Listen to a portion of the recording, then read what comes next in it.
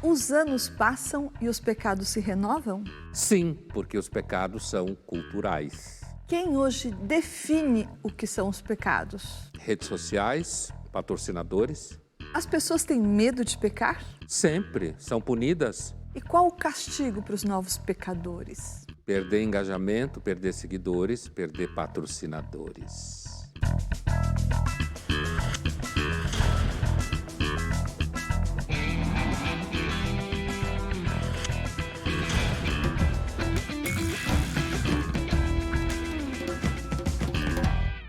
Estamos iniciando mais uma edição do Linhas Cruzadas, hoje para falar sobre os novos pecados capitais, que não tem nada a ver com aqueles definidos pela Igreja Católica. Oi, Pondé. Oi, Thaís. Pondé, de que pecados nós estamos falando hoje? Então, nós estamos falando de uma criação, um momento criativo que a gente teve, né? Nossa equipe toda sobre se haveria hoje uma renovação dos pecados, né? Uma reinvenção, como está na moda dizer. Então, esses pecados capitais ou mortais, tanto faz, são os mesmos. Hoje, são pecados como se uma mulher for bonita demais, se ela se produzir para ser bonita, inclusive para seduzir homens, né? Aquilo que os franceses chamam de mulheres para homens, é uma expressão traduzida do francês. Um outro pecado desses que a gente vai falar aqui por exemplo, até a palavra é difícil, deserotizar cenas em que estejam duas gatas se pegando, porque todo mundo sabe que isso é sonho de consumo dos caras. Os manos sonham com isso. Então, agora você tem que tirar quer dizer, agora, de acordo com quem fala dos pecados, que quer proibir, você tem que tirar toda a dimensão erótica das cenas entre duas gatas, por quê? Porque os caras não podem curtir. Então, a gente vai ver ao longo do programa aí alguns dos pecados, mas assim, um dos detalhes que nós vamos acompanhar é que é interessante porque antes os pecados estavam muito vinculados às mulheres, à atração, sabe, aquela coisa sexual sobre os homens. Agora, de repente, parece que os pecados, pelo menos parte deles, estão vinculados aos homens como sendo os grandes pecadores e maus. Pondé, então, voltando a essas mulheres que você citou, as mulheres que se vestem para os homens, elas têm sido objeto de crítica em alguns círculos intelectuais, feministas e tal, porque elas estariam se auto-objetificando. Ou seja, elas estariam cedendo, se resignando ao cânone da beleza patriarcal e, portanto, em última instância, se dedicando a satisfazer os desejos do homem. É isso que é criticado. De onde vem isso? O embelezamento e a tentativa de enfeitamento da mulher virou um novo pecado mortal? Por quê? Primeiro que vale a pena frisar por que a gente está usando essa expressão pecado mortal, que é, na verdade, uma espécie de metáfora ou de analogia, né? Melhor, da ideia de que os pecados eram, então, uma sistematização que o cristianismo fez, levou cerca de 1000 anos entre Agostinho e São Tomás, que deu a versão final, digamos assim, dos tais 7 pecados capitais, que eram, então, mau funcionamento da natureza humana, né? E que esse mau funcionamento derivava em vários tipos de mau funcionamento. Então, tinha ira, preguiça, luxúria, gula e por aí vai. Por analogia, para fazer um comentário cultural e crítico em relação a certos imperativos que existem hoje, não faça isso, não pode fazer aquilo, a gente fez essa analogia. Agora, essa questão da beleza feminina, alguém pode dizer que, na verdade, está todo mundo enganado, que as mulheres se fazem belas para ser mais belas do que as outras, né? Aliás, isso é um argumento muito comum de mulheres, né? Que, ao contrário do que se imagina, as mulheres não se fazem belas para os homens. Elas querem se sentir mais belas do que as outras mulheres.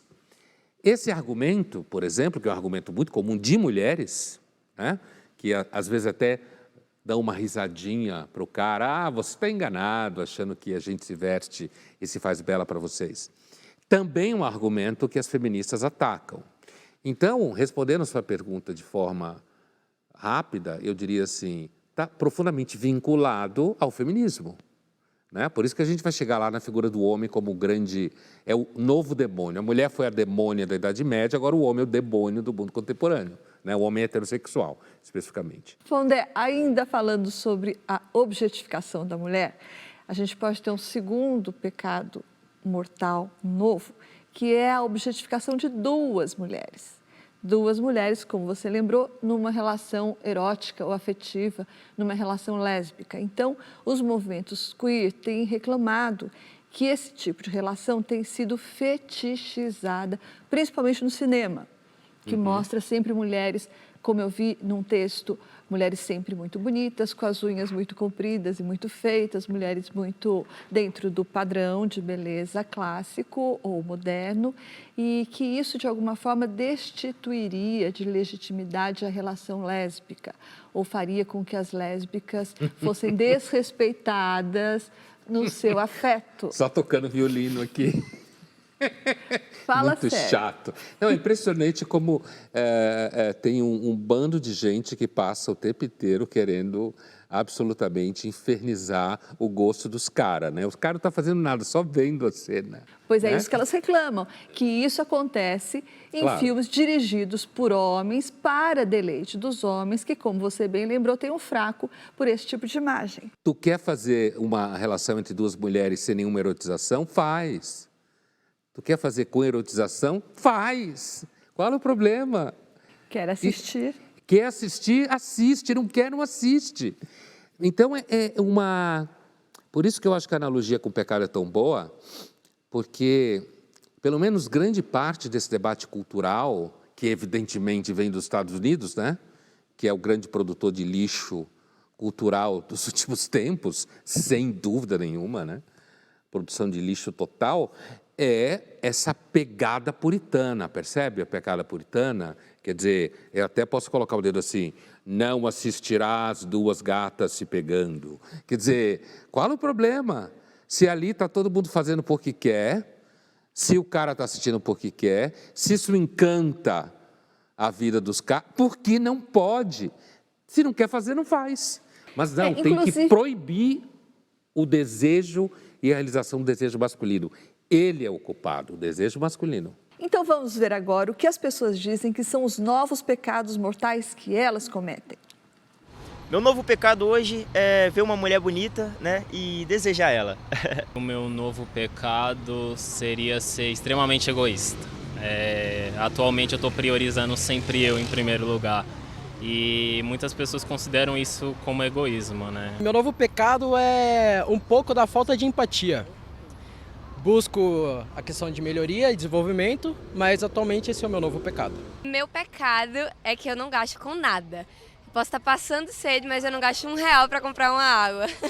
Alguns chamam de pão duro. O meu pecado é ser muito perfeccionista com as coisas, ou seja, tipo, eu não posso ver algo errado que eu já quero consertar, então eu sou muito perfeccionista. Meu pecado capital é que eu sou muito competitiva. Tudo bem que isso não tem nada de novo, mas eu acho que isso realmente entra como um pecado capital por causa que é uma coisa que interfere na minha vida e de outras pessoas, assim como os outros pecados. Meu pecado é que eu sou um procrastinador crônico. Eu sempre gosto de adiar muitas coisas, eu tenho algo para fazer, só que eu sempre deixo para depois. Eu acredito que o novo pecado seria ser boa praça. O fato de eu querer apresentar ideias até que são contrárias ao que eu realmente penso só para agradar terceiros. Meu pecado é a introversão. Eu acredito que o mundo digital complica muito as pessoas que são introvertidas, justamente porque elas se sentem muito confortáveis nesse universo virtual, mas quando se entram nesse mundo mais real, né, as pessoas realmente têm mais dificuldade de conseguir pôr para fora aquilo que elas sentem. O povo fala, matou a pau, hein? É claro que eles não estão falando... Acho que teve uma que falou sobre querer ser bonita, não? Não, nenhuma falou isso. Não, competitiva. Competitiva. Mas pareceu mais que era no terreno profissional. Mas eu tive a impressão que a primeira teria falado alguma coisa nesse sentido. Mas, de qualquer jeito, apesar de que eles passam longe, e nem a gente teria necessariamente que imaginar que eles estariam discutindo o que a gente está falando, eles captaram muito bem digamos assim, a ideia do que é redefinir um pecado capital relacionado a si mesmo. Esse tema da introversão e das mídias sociais, uma grande sacada, né?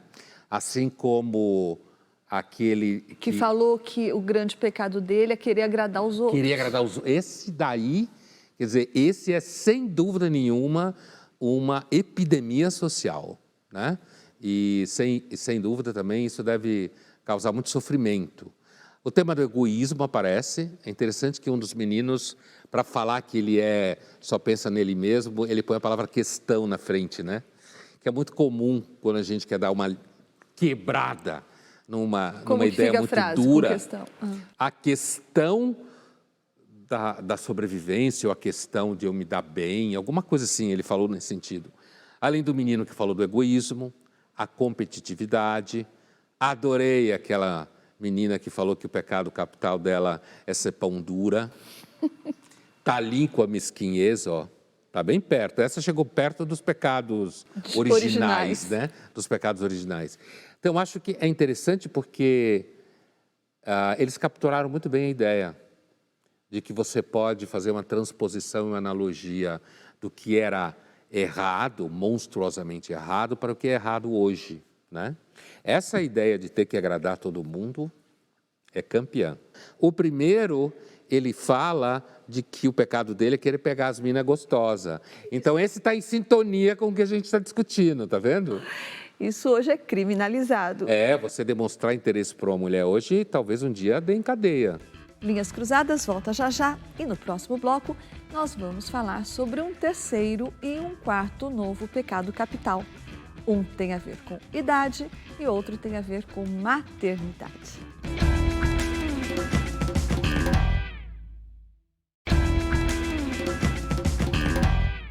Estamos de volta com Linhas Cruzadas, hoje falando sobre os novos pecados capitais.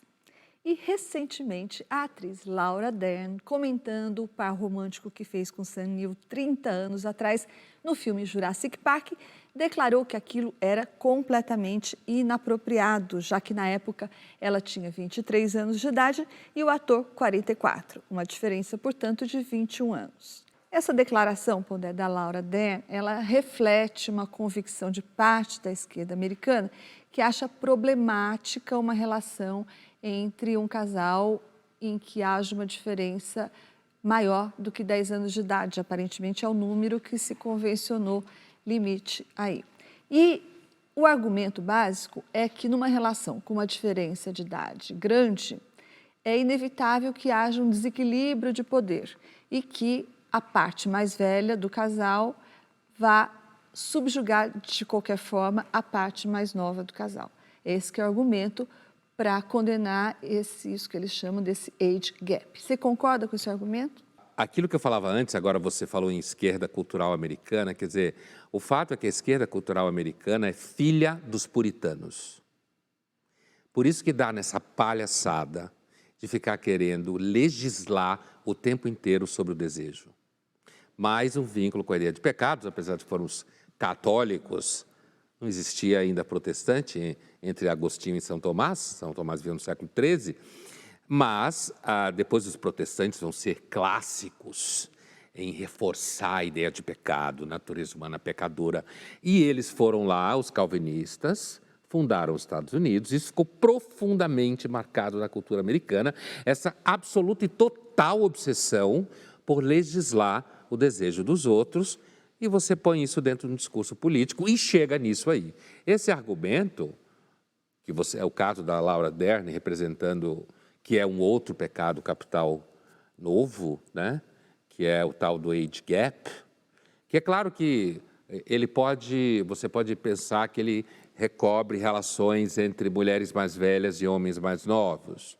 Mas, na realidade, o foco dele é a relação entre homens mais velhos e mulheres mais jovens. E a relação entre homens mais velhos e mulheres mais jovens é objeto de repúdio há muito tempo, né?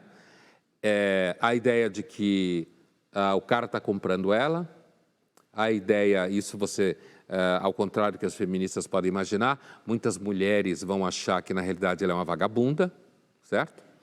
que ela na verdade, ela está querendo destruir o casamento alheio, né? No sentido de que ele venha a ser casado. Então, há muito tempo há um olhar sobre essas relações entre um cara e uma novinha como sendo alguma coisa que você olha condenatoriamente, inclusive por mulheres mais velhas que olham para isso e dizem: esse desgraçado abandonou a mulher mais velha, que construiu a vida junto com ele e tal, e esse desgraçado agora está com essa menina novinha aqui, né? Bom, então acho que não é uma novidade. A novidade, Thaís, é a tentativa de dar um tom sublime, moral, e não simplesmente xingar ela, xingar ele, não. Então, há um desequilíbrio de poder, né? Porque a pessoa mais velha com a pessoa mais nova, e, portanto, a gente vai proibir isso daí, né? E aí, você se cita o Laura Dern, mas Hollywood é um dos maiores antros de lixo cultural que a gente pode imaginar, né? Trata-se, então, portanto, de edulcorar um preconceito, invernizá-lo com uma tinta... Exatamente, dá para ele, eu diria quase uma tentativa de dar para ele uma fundamentação científica, entendeu? Olha, não pode com mais novo, um cara mais velho com a mulher mais nova, isso aí tem um desequilíbrio de poder, então como se as relações afetivas, esse é sempre o problema da discussão política no âmbito do sexo e do afeto, né? A política, embaixo do lençol, é um elefante numa loja de cristal, o tempo todo. E é muito interessante porque, ao mesmo tempo que se faz um discurso liberalizante do sexo, liberalizante dos gêneros, liberalizante das identidades, você faz você coloca um verdadeiro garrote, né? Um garrote no pescoço daquelas formas de desejo que são consideradas patriarcais. Vamos ver agora uma cena da série The Wilds, em que Lia, uma das personagens principais, mente que já tem 18 anos para poder se relacionar com um homem mais velho. Hey, I had to tell my parents you were an Uber. What are you doing here? I thought the San Jose reading didn't end in... Are you okay? September 5th.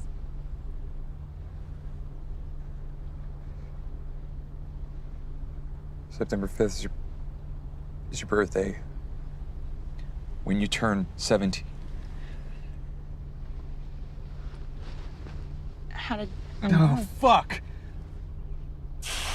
Okay, somebody sent me a copy of your birth certificate via certified mail.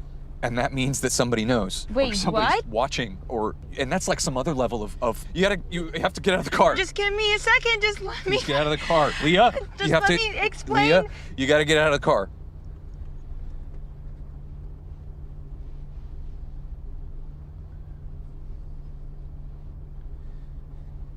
You lied to me.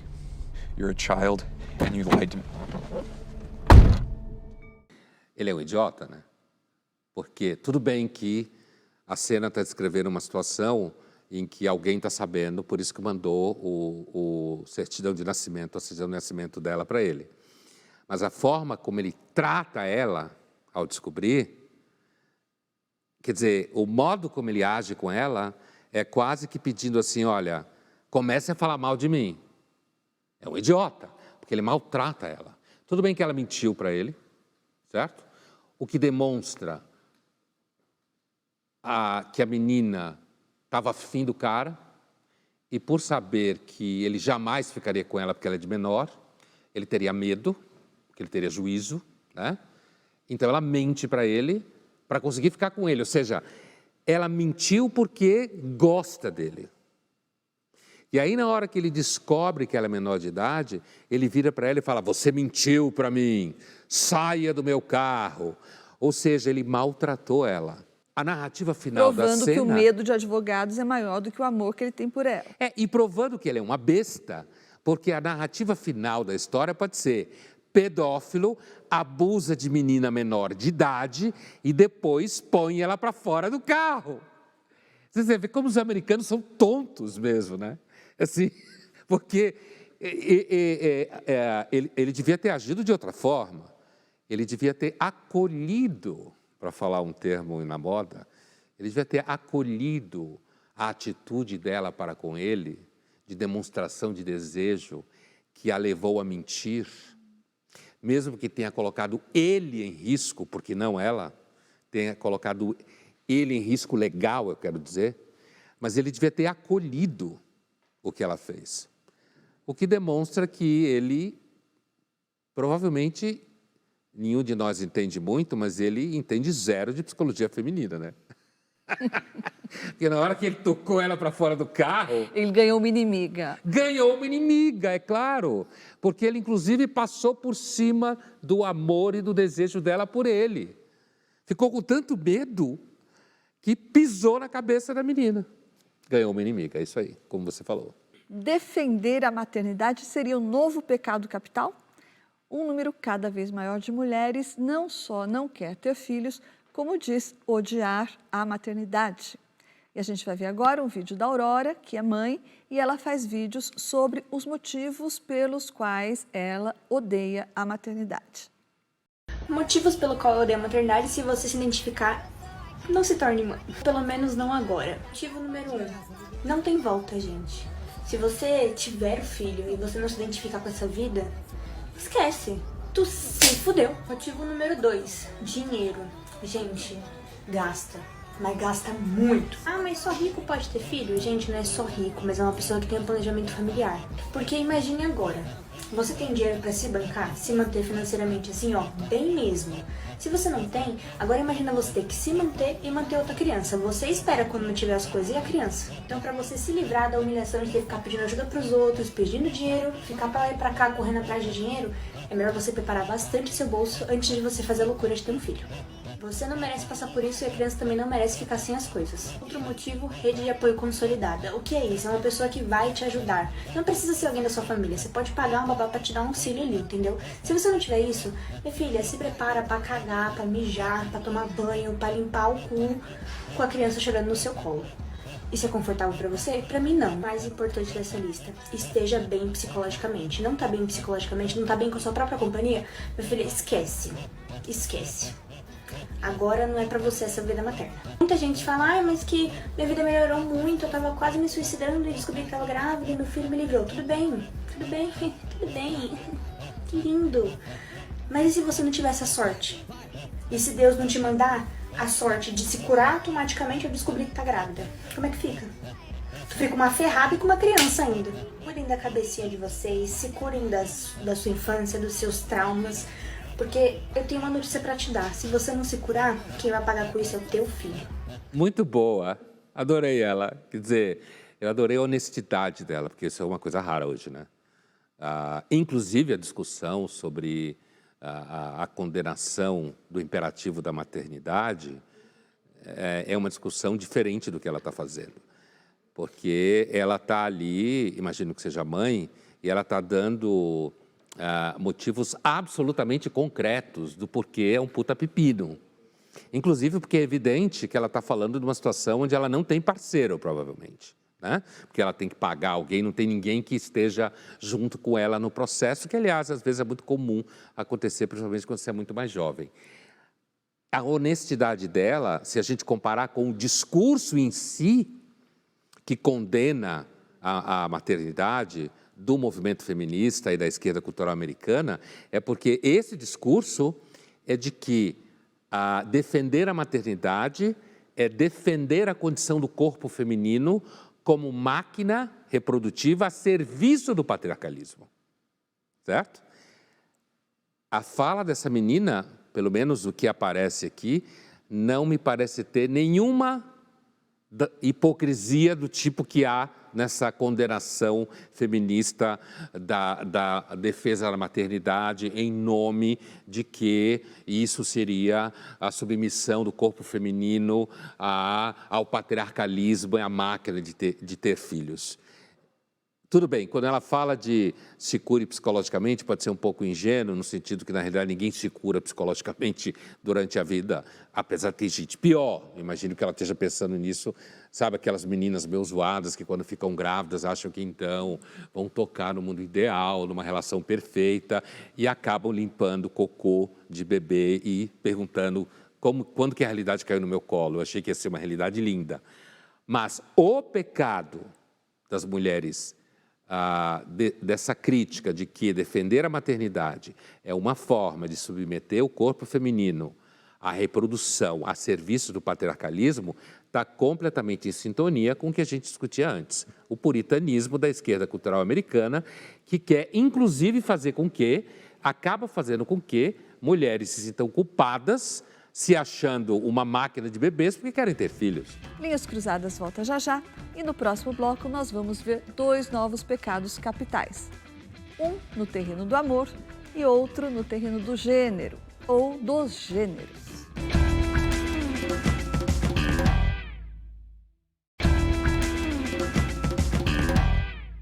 Estamos de volta com Linhas Cruzadas, hoje falando sobre os novos pecados capitais.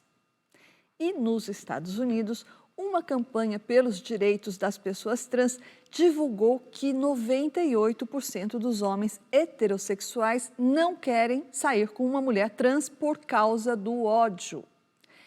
Para ativistas da causa trans, Pondé, o conceito de gênero não deveria ter a ver com o conceito de genitália. E esses ativistas acreditam que as pessoas heterossexuais desprezam ou deixam de transar com pessoas trans por preconceito. Você não acha que esse tipo de entendimento despreza, por exemplo, um gosto pessoal? A primeira coisa que eu diria para esses ativistas é que vão se meter na vida deles. Alguém precisa dizer para eles isso. Se metam na vida de vocês. Que essa pesquisa diz que 98% dos homens heterossexuais americanos, imagino, não sairiam com a mulher trans por causa de ódio? Da onde você salta para uma questão de gosto para uma questão de ódio? E a presunção, nos 2 sentidos da expressão, de que o cara não sai com a mulher trans porque ele tem preconceito, eu acho que ela não leva em conta o fato daquilo que você falou, que afinal de contas é uma questão de gosto, né? E aí você vê o nível do delírio. Primeiro, é extremamente invasivo. O discurso moralista da esquerda cultural americana acha que deve dizer para o homem o que ele deve desejar. Uma das coisas que você tocou do ativismo que você citou, essa ideia de que os ativistas entendem que a ideia de gênero não deveria ser associada à genitália. Quem são eles para dizer qual deveria ser a associação entre sexo, gênero, genitália ou não genitália? Porque se uma pessoa não se sente bem com a anatomia dela, é evidente que ela pode, adulta, whatever, pode fazer o que ela quiser. Certo? Ninguém tem que se meter na vida dela. Agora, esse ativista acha que ele tem que se meter na vida do cara que gosta de sair com mulher cis, porque se ele não quer sair com a mulher trans, significa então que ele é preconceituoso e odeia a mulher trans? E sim, transfóbico. É ridículo. Não tem outra expressão para isso. É ridículo. O cara gosta de mulher cis. E daí, qual é o pecado que existe nisso? Então, vamos ver agora um vídeo da atriz trans Tiesa Voinbeck, uma influenciadora digital que tem um canal no YouTube em que aborda temas trans. Ela vai falar sobre como se sente em relação aos heterossexuais. As mulheres trans não estão namorando e por grande parte da minha vida eu acabei passando por isso porque eu entendi na pele. Porque os caras não querem a gente por quem a gente é, sabe? De caráter, de personalidade, de afetividade e de tudo mais. Eles querem o nosso corpo voltado para um rolê muito fetichista. E na hora de encarar a sociedade e assumir uma pessoa que gosta, porque esses caras gostam da gente, mas acaba não assumindo porque tem medo da sociedade, sociedade, porque tem medo do que as pessoas vão falar, porque tem medo da família, tem medo de tudo. A gente sabe que as buscas em sites pornôs por pessoas trans e travestis é muito alta, mas ao mesmo tempo ninguém tá afim de se envolver de verdade. E isso é muito feio. Isso é muito feio porque você tá usando uma pessoa, você tá deslegitimizando uma pessoa. Por exemplo, você é cara cis, hétero, você quer uma mulher trans, gosta de uma mulher trans, obviamente porque pela feminilidade e tudo mais, tem toda essa questão, né? Mas na hora do vamos ver, você prefere não ficar com essa mulher que você gosta pra ficar com outra que você nem gosta tanto assim, mas porque a sociedade vai aceitar. Essa menina, ela argumenta muito bem, né? E assim, aquilo que ela fala, que no dado momento ela fala que pode até aparecer caras que se interessam por ela e que até pode ficar afim dela, mas com medo, vergonha e tal, recua. Eu acredito que o que ela está falando pode acontecer mesmo. Agora, a outra afirmação dela de que, na realidade, os homens heterossexuais têm uma sexualidade fetichista e que não aceitam mulheres trans e eles são obrigados a enfrentar a sociedade e os homens heterossexuais não aceitam elas. Os homens heterossexuais, assim como qualquer pessoa de qualquer orientação sexual, não são obrigados a desejar ninguém nem nada além do que eles ou elas desejam, certo? Aí é o discurso puritano, autoritário. Agora, na realidade, a fala dela traz o tema, fica muito claro uma questão hoje da esquerda cultural americana, que é o seguinte: a ponta da revolução, eles entendem, está na questão transexual ou de gênero. A classe operária, essa está vendida para a agência de turismo que você paga a viagem para um buraco em 100 meses, há muito tempo. E agora essa ideia de que, na realidade, o revolucionário mesmo é o trans, porque é alguém que vai contra a heteronormatividade, a cisnormatividade. Tudo bem que eles façam o que eles querem, só que eles entendem que quem não está na vibe deles, então, a priori, deve ser alguém que tem problema. Segundo uma pesquisa realizada pela plataforma casamentos.com, 8 em cada 10 pares que vão se casar até 2024 dentro dessa plataforma têm as mesmas opiniões políticas. Imagino que vão votar ou votaram no mesmo candidato. E essa pesquisa também diz que 20% dos entrevistados disseram que acham impossível se relacionar com alguém que tem uma opinião política diferente da dele. Ou seja, imagino que vote num outro candidato ou que tenha votado num outro candidato na eleição presidencial, por exemplo. Então, quer dizer agora que bolsonarista amar petista, ou o contrário, é um novo pecado mortal? Sem dúvida. Para alguns, esse, de repente, é o pior. Na verdade, a impressão que me dá disso que você fala é de que o seu posicionamento político é em si uma identidade de gênero. Esse tema da dissociação, da impossibilidade de você ficar com alguém porque a pessoa tem outro posicionamento político, é óbvio. Eu diria que alguém poderia ver esse tema como um desenvolvimento natural da radicalização das posições políticas da democracia no século XXI. Então, vamos ver agora o que fez a advogada Maria Goretti Najimi criar um aplicativo de namoro só para pessoas de esquerda. Eu não sei se vocês se lembram, teve um período que ficou muito comum os relatos de decepções, do tipo, conheci um cara num show, o cara parecia ser maravilhoso, mas aí eu vi o Facebook dele depois, que decepção. Ele pedindo a volta da ditadura, ele apoia a tortura, ele é um bolsonarista. E aí, a partir daí, eu liguei para uma amiga, Élica, e falei com ela, vamos fazer um aplicativo só para pessoas que não se identificam com o discurso de Bolsonaro. O Petinder.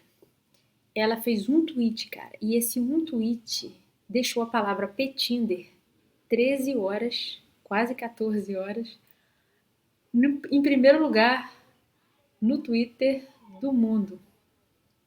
E umas 25 horas ao todo nos Trending Topics. É uma ideia que vingou porque Eu acho que para um relacionamento é necessário que as pessoas se admirem.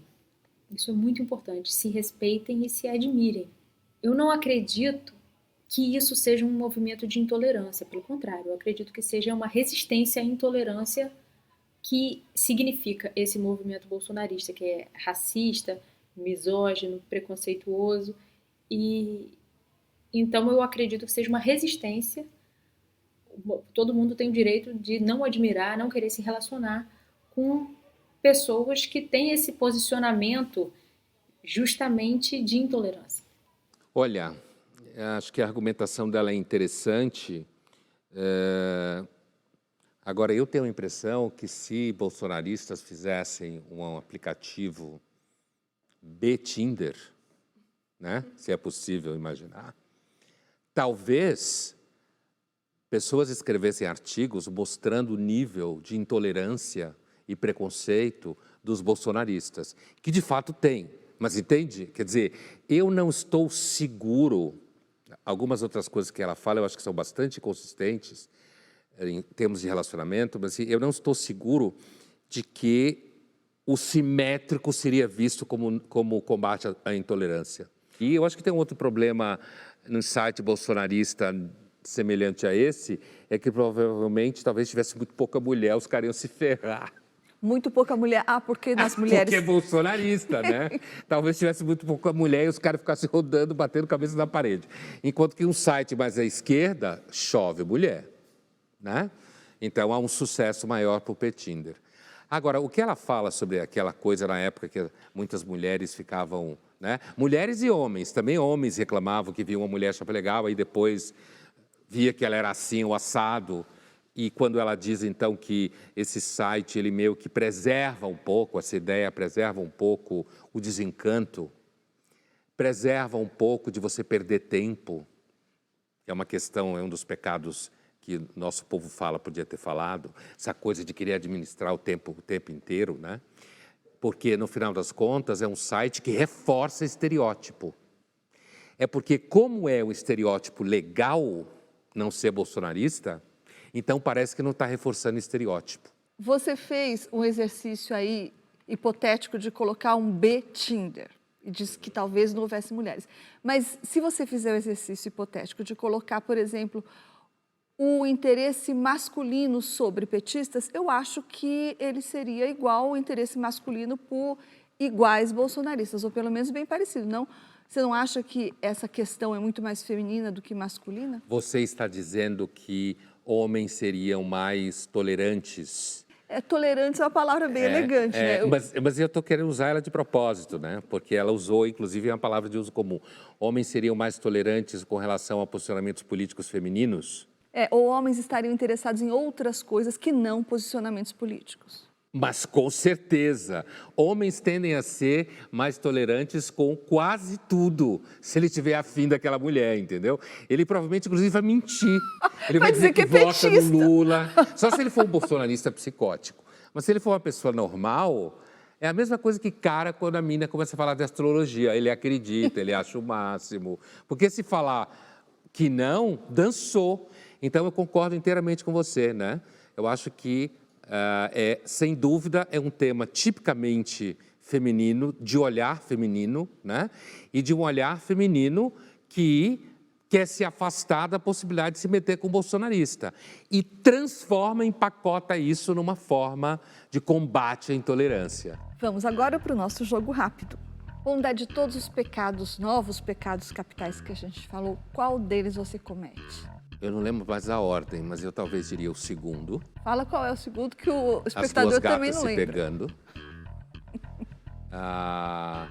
Esse de só querer mulher cis. Acho que é o quinto, não lembro a ordem, eu diria esses dois. Muito bem, você é bastante pecador. Sou, graças a Deus. Thaís, quem peca mais, o homem ou a mulher? Por tudo que a gente falou, sem dúvida o homem, né? E o homem heterossexual, claro. Esse o demônio. É o demônio. Pondé, os 7 pecados capitais verdadeiros, como você lembrou, vem lá do século XIII, pelo menos, São Tomás de Aquino, e, de alguma forma, permanecem em vigor até hoje. Esses novos pecados que a gente brincou aqui, de transformar em pecados capitais, eles passarão ou permanecerão? Não dá para dizer, né? Agora, se a gente comparar, não dá para dizer com segurança, eu quero dizer, mas se a gente comparar os pecados capitais do São Tomás de Aquino do século XIII com os de hoje, talvez o século XIII esteja mais enraizado na experiência cotidiana, em que as pessoas percebem em si mesmas e não precisa de alguém ficar pregando para você, sabe? Todo mundo sabe que tem inveja, que tem ira, que tem luxúria, que tem gula. Ninguém precisa ficar pregando para você quais são esses pecados. Enquanto esses de hoje, alguém tem que ficar enchendo o seu saco o tempo inteiro para fazer com que você sinta que você está falhando com ela. Então, talvez esses novos pecados capitais, como tudo que é novo, caia sob nova direção daqui a pouco e desapareça. Você acha que mulheres que se vestem de forma sedutora estão se objetificando? Eu acho que as mulheres que se vestem de forma provocante estão querendo parecer mais bonitas, estão querendo, como você lembrou, se destacar entre outras mulheres e estão querendo seduzir e agradar os homens, o que eu acho uma coisa muito saudável. Me too. Linhas Cruzadas volta já já e no próximo bloco nós vamos falar sobre um novo pecado capital em evidência entre os jovens.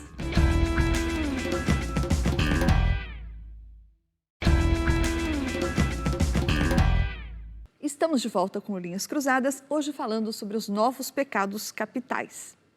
Pondé, os mais jovens, hoje em dia, parecem não se dedicar a grandes investimentos afetivos. Tem até em inglês esse termo situationship, para dizer o que seria o namoro dessa geração. Fica lá na fronteira entre a amizade e o namoro propriamente dito. Você acha que os jovens de hoje acham pecado namorar? Ou se envolver afetivamente com outro? Existe muita discussão sobre relacionamento, muita masturbação mental sobre como deve ser um relacionamento, certo? Inclusive, quando a gente falava antes da questão lá do Tinder e essas expectativas políticas, né, que eu falei que podia virar uma nova identidade de gênero, petista e bolsonarista, ou seja, um nível de politização radical tal da sociedade, que isso, inclusive, acaba impactando diretamente a capacidade sexual, né? Então, eu acho que sim, hoje, a gente pode considerar essa ideia de um relacionamento um pecado, no sentido de que, se você é muito rápido no vínculo, certo? Se você se deixa se espalhar muito facilmente na relação, você se abre para muita frustração. E tem, hoje, muita teoria acerca de como deveria ser uma relação. Como deveria ser o parceiro, como deveria ser a parceira, o que ele come, como que ele dorme, quais são as crenças que ele tem e as crenças políticas do meio. Então, na verdade, eu acho que é muito difícil e se tem muito medo de estabelecer qualquer vínculo mais sólido, como o velho Bauman dizia. Então, você inventa uma palavra, essa palavra começa a aparecer na propaganda, alguém faz uma pesquisa para uma agência de propaganda para algum tipo de produto, alguma grande marca abraça a causa, alguém escreve num jornal ou num site de credibilidade um artigo sustentando isso daí como comportamento, como evolução de comportamento, ou seja, os mais jovens evoluíram para uma relação amorosa menos neurótica, certo? Porque tem psicanalista que fala há muito tempo que o amor romântico é projeção narcísica, né? Então, se você é uma pessoa curada, então você, de alguma forma, não deveria se entregar às produções imaginárias da projeção do amor romântico. Então, somado isso tudo, o resultado é que o que acontece mesmo é um medo de envolvimento, uma dúvida, uma sensação de que são muitas variáveis em jogo e que, portanto, é melhor você manter uma certa distância, né? Ou ficar mais lento na coisa. Então, vamos ver agora alguns vídeos do TikTok de jovens falando sobre a sua situationship. You look pretty. What did you say? I said you look shitty. Good night, Denise. If she ever call my phone, you know I gotta tell. Like that girl too much, I wish I never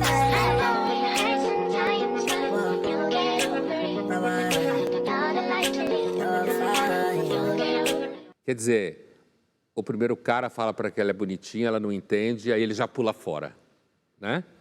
E o segundo cara fica 99 das relações, situationship dele, ele não se machuca, mas justamente aquele 1% que pega, né?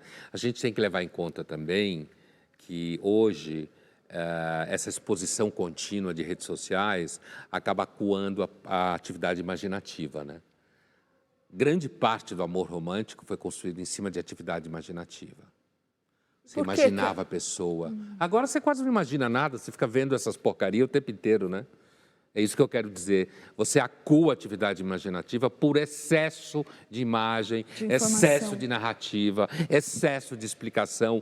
É uma verdadeira saturação de informação sobre isso. Então, é bem normal, quer dizer, você precisa lá da palavra situationship para descrever o fato de que as pessoas que fazem você sofrer, se você for uma pessoa razoavelmente saudável, são poucas, e são justamente essas que você gosta. Todo mundo sabe disso desde a Idade Média. Não tem nenhuma novidade nisso. Bom, Dé, então a gente falou aqui sobre o que a gente considera que sejam os novos pecados capitais e a gente também chegou à conclusão que os homens são os novos demônios contemporâneos. Então a gente vai ver agora uma cena do filme Mulher Maravilha, que trata justamente disso. Zeus created beings over which the gods would rule. Beings born in his image, fair and good, strong and passionate. He called his creation man, and mankind was good.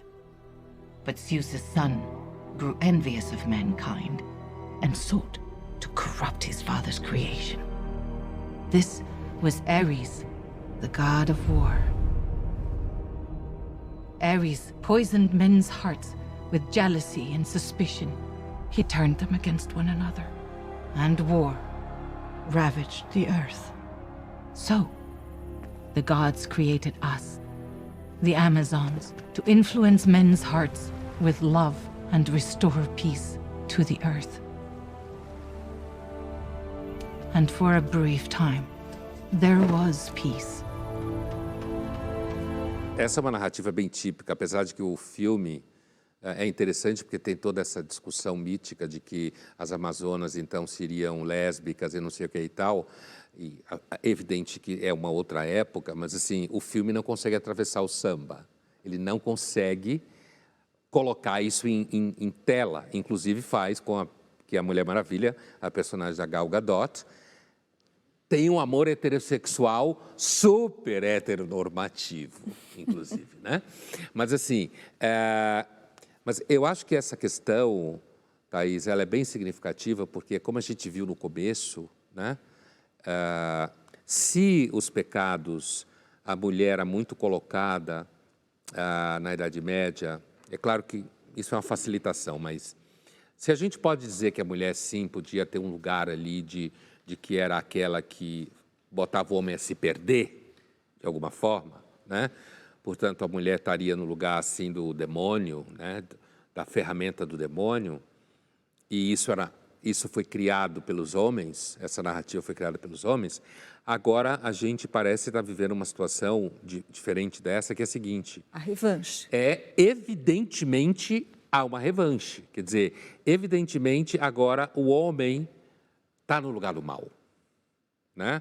Como a gente viu aqui, pelo menos a maior parte dos pecados que a gente viu aqui, evidentemente o homem é o foco.